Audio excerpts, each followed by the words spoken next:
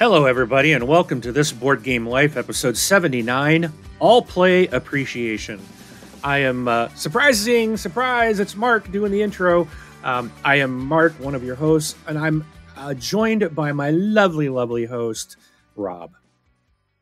Hey, what's up, everybody? And I think I'm going to do a William Shatner and say, are you upstaging me? I think you are by taking over the intro duties. What the heck, I'm taking over. Something new, mixing it up, but it's something different. Well, so we're back. But I was going to say, I don't think that your compensation plan is going to be adjusted at all. It's going to stay the same. So don't expect any more money.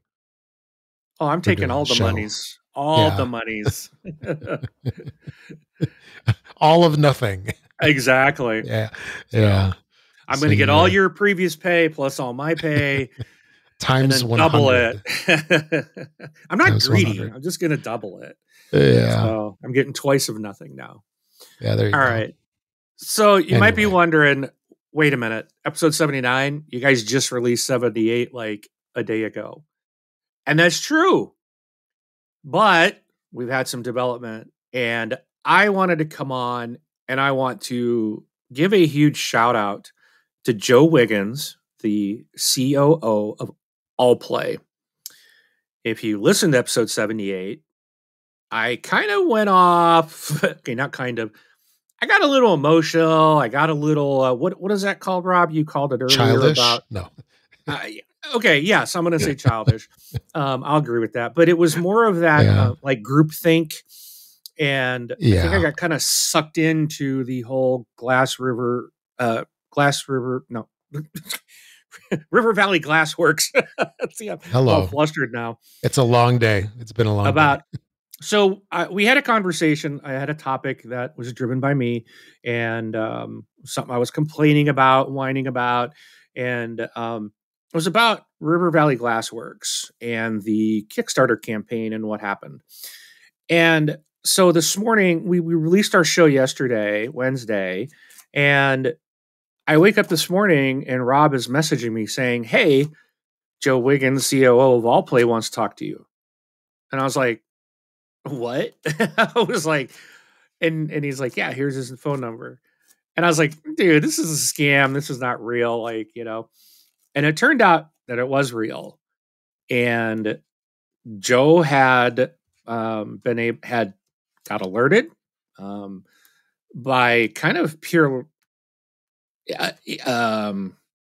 luck, perchance, but still, it's cool that he reached out to us. Yeah, but yeah, he, and so I was like, what did I do? I'm gonna. This guy's gonna rip me a new one, but he didn't. And I want to say that I listened back. So before I go in to talk about what I did have a conversation with him today, a nice lengthy one. He did not push me off to the side. He spent time with me. He went and explained what happened. And he even told us, I'm not making excuses, but I just want to take the opportunity because he knows that both Rob and I are backers. And he wants, and he's like, he even told me, I wish I could talk to everybody one-on-one because I think they would understand. So I told him after we were done talking, first of all, I can't, he spent almost an hour talking to me, and it was like, well, it was 40 minutes, that a little over 40 minutes that we had a conversation with. And for a CEO of a company to reach out to their customer, totally negates my whole comments about they don't care about backers and to heck with us. And, and sometimes when we get into this kind of group think and we get caught up in our emotions and it's the world of the internet and we can say whatever we want. And I was a big whiny baby. And sometimes it takes a slap of reality to kind of go, hey, there's something, bigger than myself out there. And I'm going to admit it. I was a big whiny baby. I do, but I know that there are people. However, it's a small amount. You're not the only one. I'm not the only one who was complaining. Yeah. Okay. In fact, I had someone in my group messaging me today about it. And I even talked to her afterwards. And I said, well, here's what he said. And she's like, kind of still give me some kickback. But in the end, she did say, well, I'm really glad they reached out to you. And she's like, I'm not angry anymore, but I'm a little disappointed. And that makes sense. And we'll talk a bit about the process of what he kind of shared with me. And I'm not going to go into tons of detail because I don't want to get anything wrong.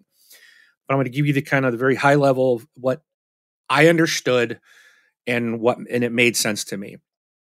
So my first thing is going to say, I again, thank you, Joe, for reaching out. That meant so much to me that you would take the time out of your schedule to contact us and say and spend that time.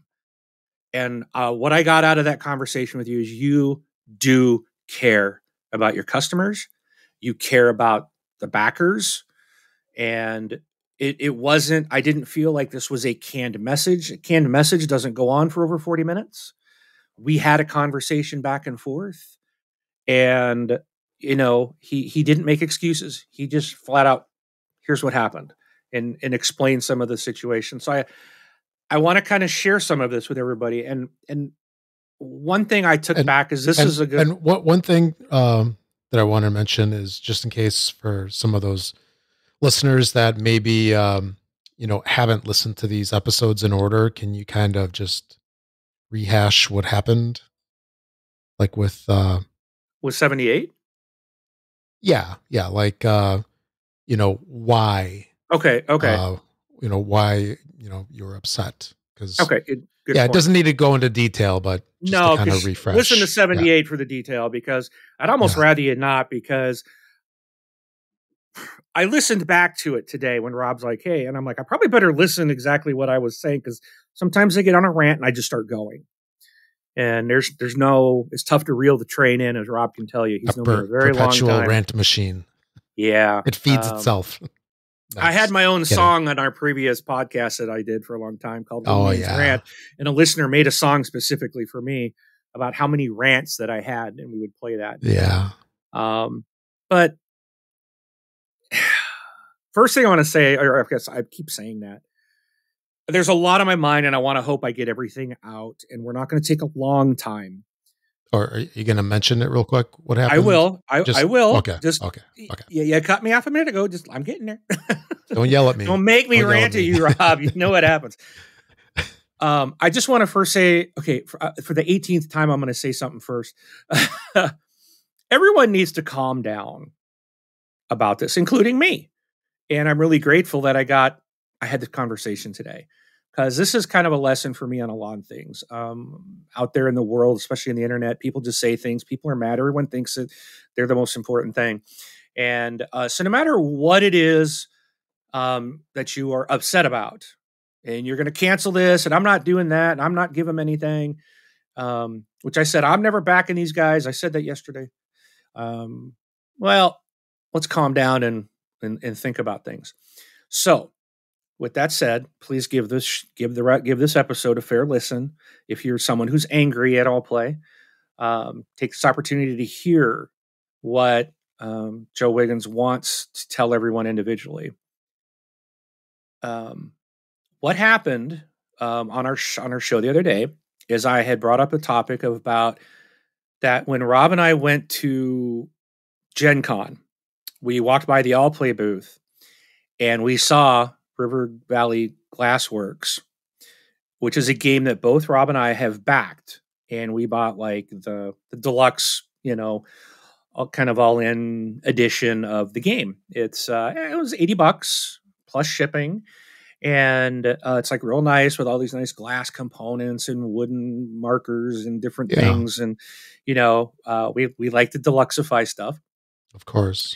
And what happened was we were surprised that the game was available at Gen Con, yet we didn't have our copies yet and hadn't heard of them shipping. So fast forward on August 1st, I guess, the game also, which was the first day of Gen Con, the game also became available at Target. It was on store shelves. And I guess Barnes & Noble, I think, also got it. Some friendly local gaming stores got it. And so it's out there. And when this first happened, they were talking in the Kickstarter, trying to explain that there were some delays and things. And at first, people were okay with it. Like, yeah, okay, we got it. It's just a delay of like 2 weeks. Well, then somewhere along the line, people started to get angry, including me. I was annoyed. I was really annoyed. Like, I don't even want to play it at the version on BGA. Every time Rob sends me, like, does his move and it's like my turn, I'm like, you know, I got emotional about a board game. Like, really? Come on. So I kind of got sucked into this anger that very few people have when you look at the grand scheme of things. You know, it's usually the squeaky wheel gets the grease, right? It's usually the Actually, minority of people. maybe we can give it a term like Kickstarter derangement syndrome Yeah. or something. Anyway, So, but so it's like on the stores, and people are like, I still don't have it. We're gonna get it a month later. You know what the heck? Okay. And Joe said that's valid. That's valid. You know, and he expressed how this is not the way he wanted things to go. They do care about the backers. They care about all their customers. So so let's lead into the conversation. So I had an opportunity to talk to him today, and one of the things that he shared with me, and I'm gonna just try to give some notes again. I'm not going into specifics, but that running, doing a one of the things that Allplay does is, well, first of all, they're not a big, because he even called me out. You said we shouldn't be on Kickstarter because we're a large company. He says Allplay really is not a large publisher. They're actually very small, and that wasn't something. I guess I was lumping them in with like Asmodee and some of these other companies like Simon, which I still think shouldn't be out there. Simon's the one I call out, but maybe they're not as big as I thought. But boy, they sure rake in millions of dollars every time they put a new game on Kickstarter, which seems to be about every couple of months. But Allplay is probably not as big as I was expecting, and they are a smaller company. And he was talking about when they put a game out for crowdfunding, and I do, this is definitely true because I was surprised how quickly this game, from the time I backed it to the time it was going to be available in my hands, is quick. And that's one of the things he said. And I think, Rob, you've talked about Queen Games. They'll often use Kickstarter more as a pre-order system, yeah, and the game's ready. And that's yeah. Usually, basically, yeah. Usually, when they have the Kickstarter, the game's done, and sometimes it's even on the boats. yeah. Already So, heading out. and so I think what happened here is very much, he talked about they could do a pre-order, and kind of what a pre-order compared to a Kickstarter campaign, how if they just did a pre-order type of thing, it does very little business. They get a lot of marketing and hits and notices. Like, even Dice Tower does the crowdfunding countdowns, and a lot of YouTubers talk about what's on crowdfunding. No one says here's what's available for pre-order on the publisher site. And that's what he's basically driving to, is like, it allows them, by doing a Kickstarter campaign, to get their game in front of more people. And hey, that's what we want as gamers. We want to be notified of all these things. So they do it to help build for sales of games and get that additional marketing out there, right? It's better value for their marketing dollars than doing a pre-order. And I get that. So what happened was, at the by the end of last year, he said that River Valley Glasswork had garnered a lot of attention.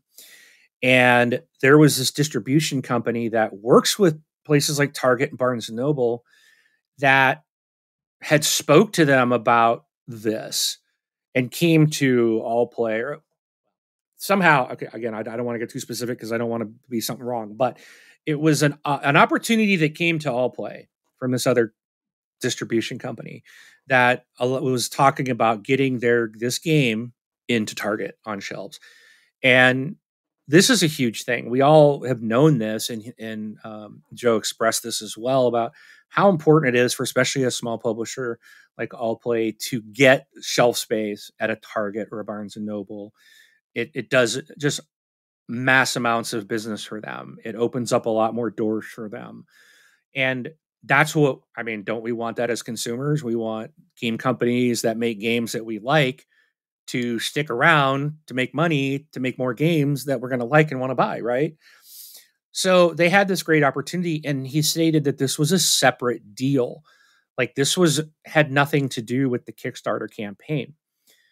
And Target only wanted the retail version. They didn't want all the fancy components and all that. They just wanted the regular retail cheap edition to go on the shelf.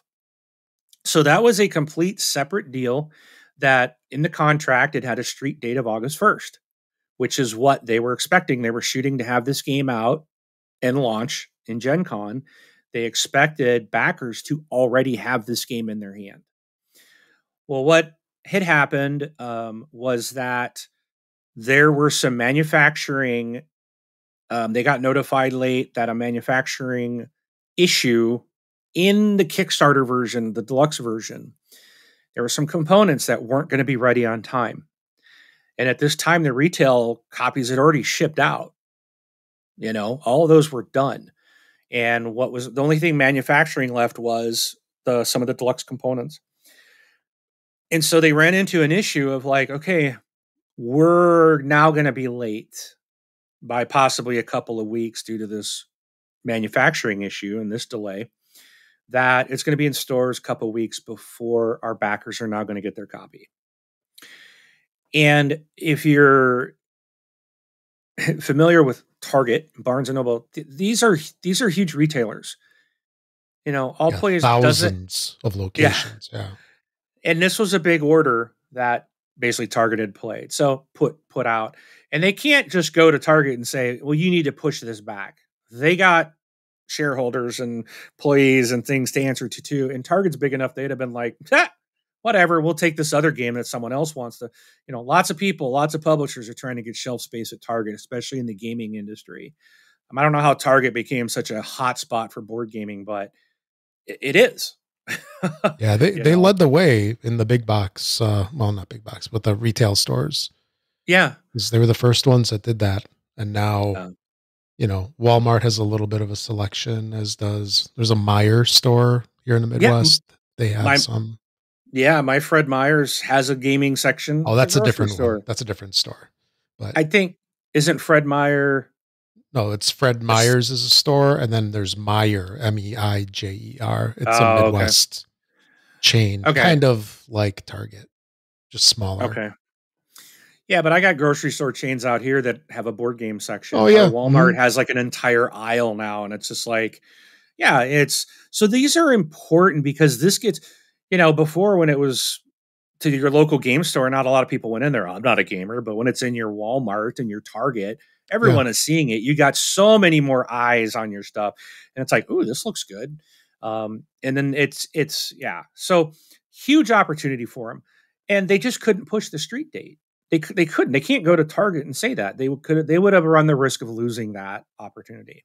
And I get that. He's got a company and they got employees that got to feed them too, and that makes sense. Yeah. And then what happened? So they made that announcement that there was going to be a delay, and everything seemed to be okay, and people were taking it okay. And then there was when it went to ship, the port in China was locked in because of storms, bad weather out that direction. So there was another delay of a lot of ships that were backed up trying to get out of the port due to weather. And that was basically like another 2 weeks. Now, they're already in the boxes, at least the games for the States are already here.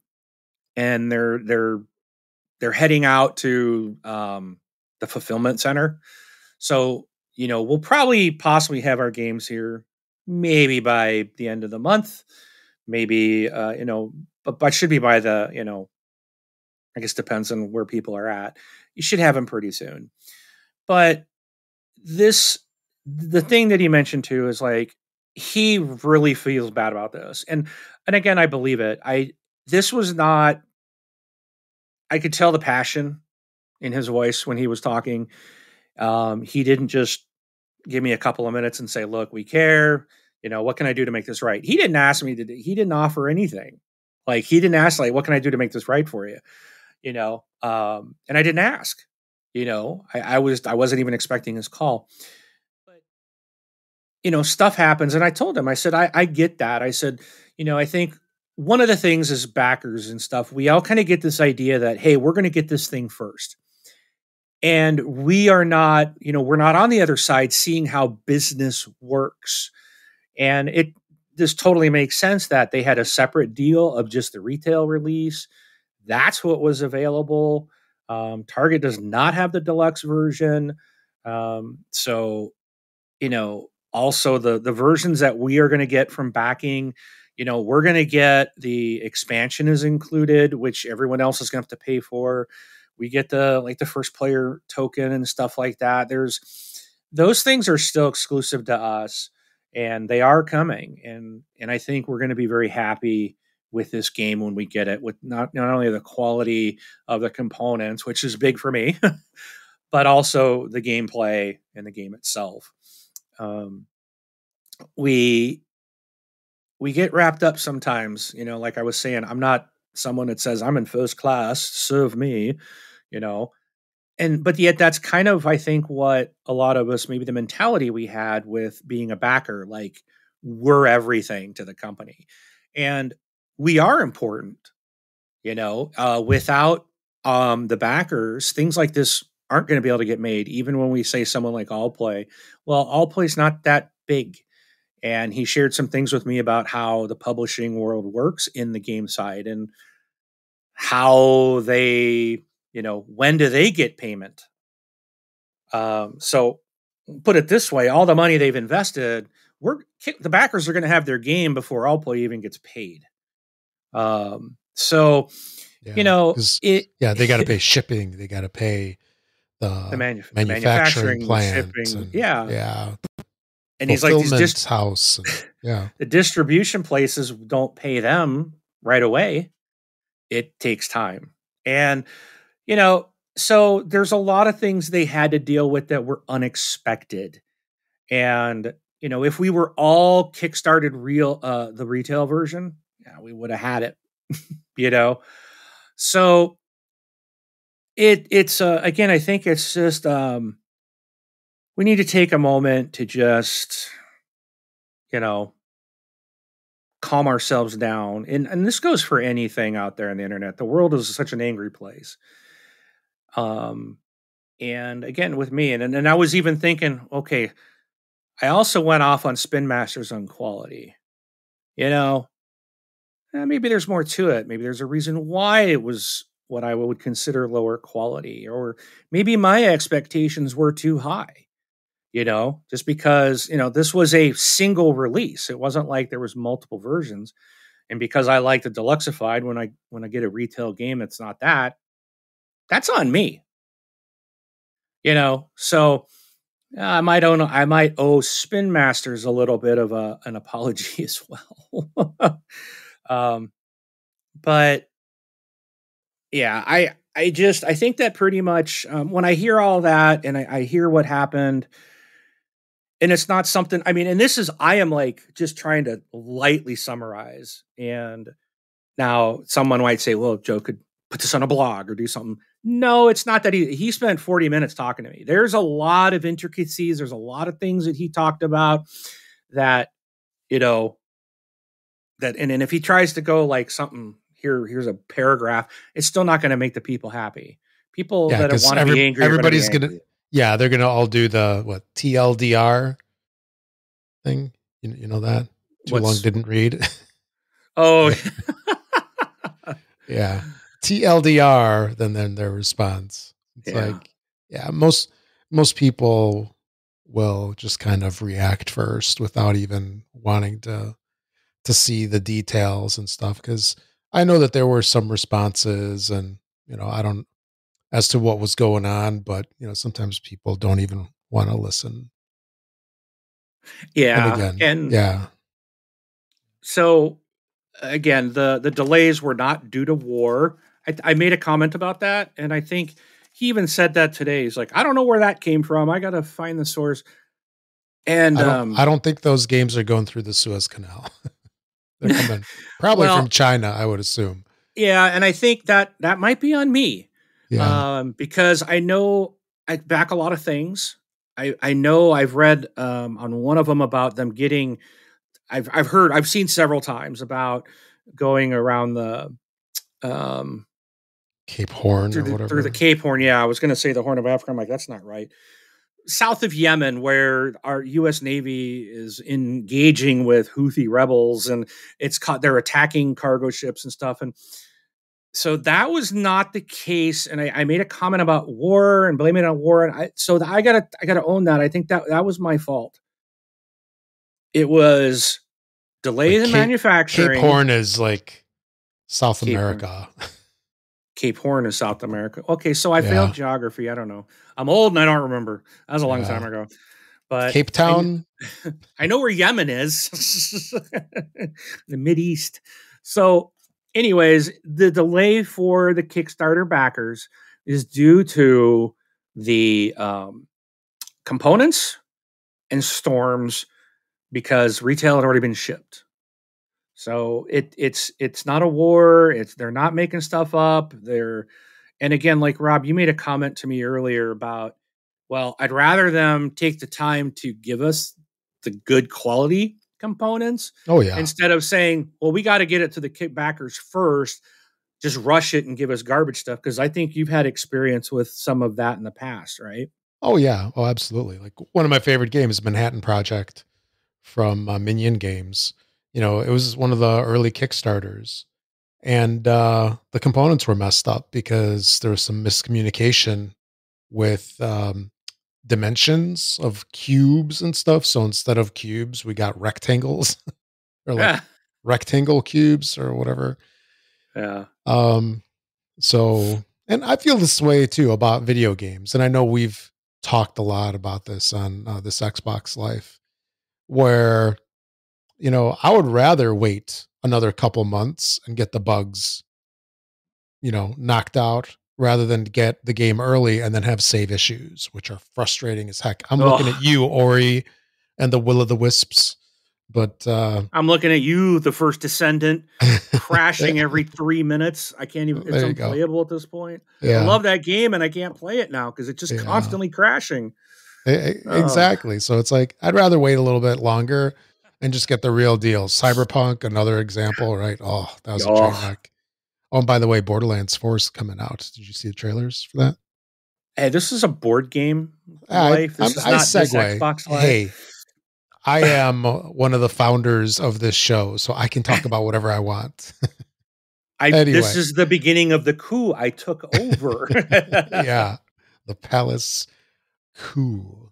But But yeah, it's, you know, I appreciate them going through the efforts, and you know, I got tons of games that I can play what while I wait the extra couple weeks. that's the thing. I Yeah, mentioned to Rob earlier. It was like, so Rob and I yeah, were yeah. at Gen Con. We were standing outside the Allplay booth. We didn't walk in and ask the question because I just remember standing there and staring at it, seeing the game going, well, what, and looking at Rob going, what the heck? I'm like, and I remember asking Rob, did you get your copy yet? And he's like, nope. And I'm like, neither did I. Well, we should have walked in because Joe was there. I And actually did walk we could in have later, by asked. the way. Oh, you did. Yeah, Okay. solo. So this is your But fault. You should have asked him. This is all your fault. That's what it no, really comes down to. I don't Changing like to them. I'm talk to changing the people. I'm name of the shy. episode. Blame Rob. It's Rob's fault. That's the Yeah, name title yeah, of the episode. yeah. Um, but so yeah, we would have never have had this had we Mm-hmm, walked in or had I walked in and going, what the heck at the show? mm-hmm. So and we titled this And All Play Appreciation for a couple things. One, I am great. I really appreciate Joe reaching out and talking to me. And he even when I asked him his permission, I said, I would like to post a show today and just at least for our listeners that they can kind of hear the other side. As I said, it really opened my eyes and I really appreciated this. And I know there's no way for him to do this for everyone to have this actual one-on-one that he did with me. Um, and I wanted to at least share to our audience the other side. And he was like fine with that, but he said he just wanted to talk with me and explain it because he knew I was a customer and it bothered him that I'm a backer and that I felt this way that I like don't trust them. And he cares about this company and his employees and his customers and the backers and that was very evident. And I really appreciated that. And so I told him, I messaged him later and said, again, thank you very much. I really appreciate your time and talking to me. And, I said, Rob and I are going to do a show a little later today to share this. And he replied back that, thank you. And he said, I appreciate you as well, Mark. So appreciation everywhere. And yeah, that's just a big, huge thanks. And Yeah, absolutely. I won't ignore Allplay Kickstarters in the future, And which is good because yeah, there's stuff I still want from them. yeah. And meanwhile, between like just prior to us recording this, before I even knew what transpired and all, I did my pledge manager for Galactic Cruise. So I got that paid off and hopefully on its way soon. And I also ordered 3 games from their store. So get those soon. Oh, and on a side note, just want to mention this really quick because I was pleasantly surprised by this, where my order actually had some duplicates on it, and they reached out to me. Some expansions were duped, I guess, because they were inside this box, and I also had them ordered individually. So they reached out to me, telling me that there were duplicates in there, and did I really want them? And I said that, I didn't. That wasn't my intent. So they proactively, fixed my order and refunded the difference. And So who was that, who that was was really that? cool. Um, the it was Katie from over there. She's really nice. One of their people found it, but Katie reached out to me. So uh, big kudos to them. At Allplay? At Play. Yep. Awesome. Awesome. Yeah. Okay. Well, glad to hear it. So yeah, so again, my apologies. I really do feel bad. I really feel bad. Don't be a Grinch. I'm so childish. But at the same time, I learned a valuable lesson, and you know, I'll think a little bit more before I spout off. And we should all do that. Especially when it comes to the internet. Yeah. And Just because we can too, say it doesn't mean we should. yeah. And like everybody always assumes the worst, I think. Or Yeah. maybe that's how the mob mentality gets out of control on a lot of things, where it's like you're assuming it's all profit driven and stuff. And, I guess it's not always that way. And I always kind of think of it from the standpoint of, all things considered, they want us to have our games. They want us to have our games as soon as possible, Yes. right? Absolutely. Because the thing is, when you like, if I look at it, and I could be totally wrong on this, but when I look at it, like the customer from a Kickstarter is almost always going to be like a repeat customer, whereas Target, you don't know. Like so many of those games that get sold in those big box stores, they wind up unopened at Goodwill, right? Because somebody got them Yeah. for a gift. Somebody didn't even know what it was, or they looked at the rules and go, "Oh, this is too complicated," and they just give it away. And so they want us to have the games, and they know who their customer base is. Yeah. So All right. no, it was awesome that Joe reached out. Thanks from me as well, and you know, I hope our listeners get to hear this, and they have an understanding as well. Exactly. Yeah. Okay. All right. Well, that's it for today. We'll be back in 2 weeks with a regular show. And again, we'll see you at the table. Thanks for listening, everybody. My name is Rob. Catch you all in a little bit less than 2 weeks on the next one.